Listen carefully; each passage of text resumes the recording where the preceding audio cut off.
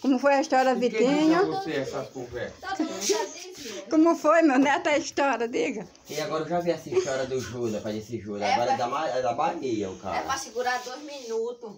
Ah, eu Parece- segurava 1 hora. Ah, pois você Não, segurar. ele diz umas palavras lá, rapaz. Ele faz Porque aquilo tudo, é né? máscara, isso, aquilo ali. Bem como o É cara o não que, consegue Jéssica? segurar. Aquilo é mentira. Ele disse que não era não responsável por ninguém. Ah, lógico, fazendo medo a pessoa.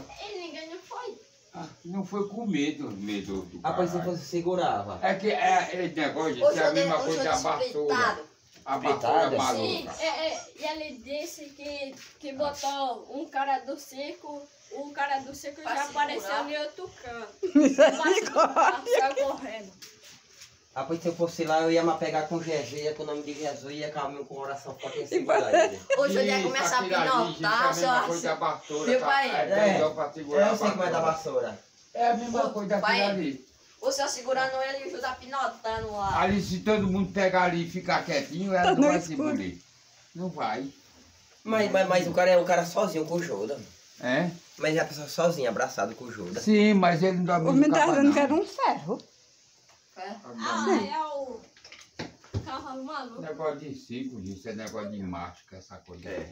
Não, mas tem esse Judas aí da Bahia que é de verdade.